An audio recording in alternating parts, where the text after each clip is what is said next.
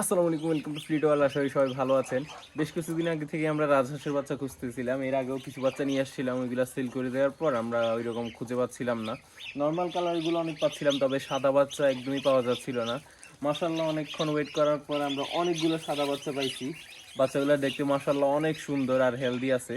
এগুলা নিয়ে আসছি 2-3 দিন হয়ে গেছে, খাঁচায় রাখছিলাম, ব্রুডিং করতেছিলাম, ওই রকম বাইরে নিয়ে আসি নাই কারণ ওয়েদারও ওই রকম ভালো ছিল না। আজকে এগুলো ছাদে ছাড়বো, কিছুক্ষণ খাবার দাবার দিব।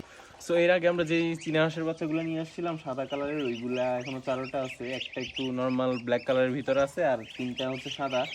এইগুলার ওই রকম ছাড়া হয় না, সবসময় খাঁচার ভিতরেই থাকতো, এই জন্য এগুলার ব্রয়লার হাঁসের মতো ওইগুলার অবস্থা হয়ে আছে এখন।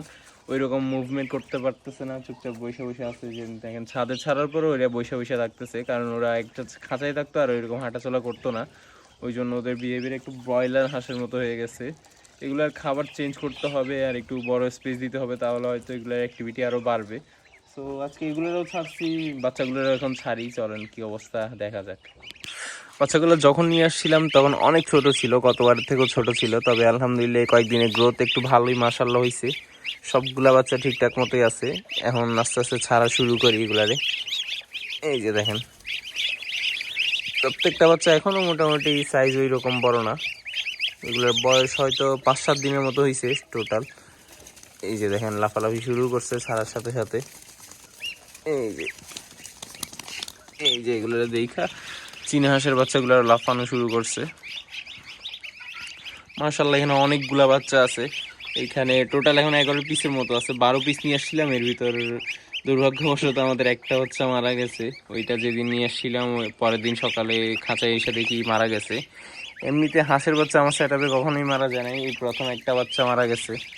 বাচ্চাগুলোর জন্য আমরা একটু ঘাসও নিয়ে আসছি। রাজহাঁসের বাচ্চা প্রচুর ঘাস খাইতে পছন্দ করে, এগুলো একটু ঘাস দিয়ে দেখি কিরকম খায় কিনা। এমনিতে ওই রকম খাবার এমন চিনে না, শুধু ফিড খাওয়াইছি আমরা এখন পর্যন্ত, অন্য কিছুই খাওয়াই নাই। আর হয়তো খাওয়ার ট্রাই করবে, আস্তে আস্তে খাইতে পারলে সব কিছুই খাবে।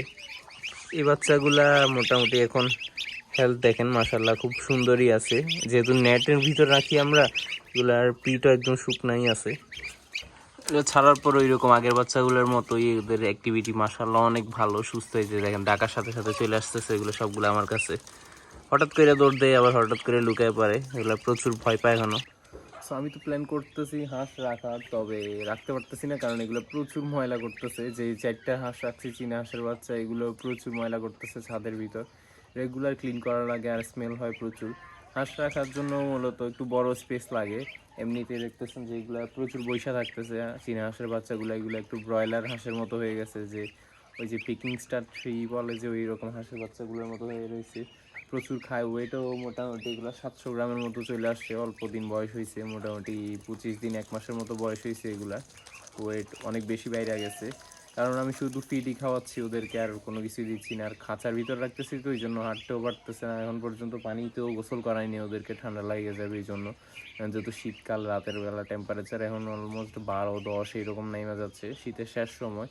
দিনের বেলা মোটামুটি গরম পড়তেছে, তবে শীতের কারণে এখন দেখেন মাশাআল্লাহ ছাড়ার পর মোটামুটি অ্যাক্টিভিটি একটু বাড়তেছে ওদের। রাজহাঁসের বাচ্চাগুলোও একটু অ্যাক্টিভ হচ্ছে। তবে দেখা যাক, আমরা প্ল্যান করতেছি বাইরে এই জায়গায় হয়তো একটা খাঁচা রেডি করব, ছোট সাইজের, এইরকম মোটামুটি 2 থেকে 3 ফিট হাইটের একটা খাঁচা রেডি করে ওইটার ভিতর হাঁস রাখবো। তবে এখন এইরকম সাইজের হইলে সমস্যা হয় না, যখন ওরা বড় হয় ওদের ময়লা প্রচুর বাইরে যায়। যখন আমরা এর আগের বার রাজহাঁসের বাচ্চা নিয়ে এসেছিলাম কিছুদিন আগে, ওই ভিডিওটা আমাদের চ্যানেলে আছে, ওইখানে এগুলো নিয়ে আসার পর যত বড় ছিল ওদের ময়লা অনেক বাড়তেছিল। এই জন্য অনেক ঝামেলা হইতো, আমার খাঁচার নিচে পানি পড়তো, প্রচুর পরিমাণে স্মেল হইতো, ওই জন্য এগুলো সেল করে দিছি। তো এখন আবার নিয়ে আসছি, প্ল্যান করতেছি এখানে একটা খাঁচা রেডি করে, ময়লাগুলো নিচে পড়বে ওইখানে। যে আমাদের পানি পাইপও আছে, পাইপ দিয়ে ওয়াশ করে ফেলবো, তাহলে ওই রকম ঝামেলা হবে না। তবে যদি উপরের খাঁচায় রাখতে চাই তাহলে প্রচুর ঝামেলা হয়।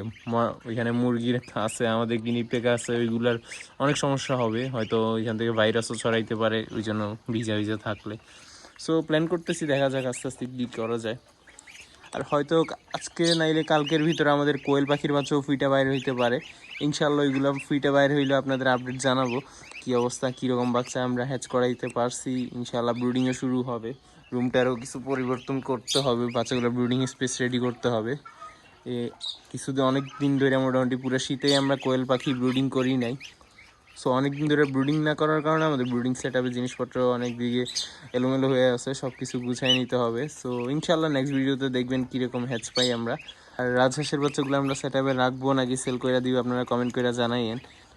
ভিডিওটা ভালো লাগলে প্লিজ চ্যানেলটা সাবস্ক্রাইব করেন, ভিডিওটা লাইক করে দিয়েন, আর আমাদের কমেন্ট করে জানাইন যে ভিডিওটা কেমন লাগছে, আর আমরা আমাদের সেট আপে ফিউচারে কী কী নিয়ে আসতে পারি কমেন্ট করে জানাইন। ইনশাল্লাহ আমাদের ফিউচারে আরও সুন্দর সুন্দর ভিডিও বানানোর চেষ্টা করবো, আমাদের সেট আপে আরও অনেক কিছু নিয়ে আসার ট্রাই করবো। আল্লাহ হাফেজ।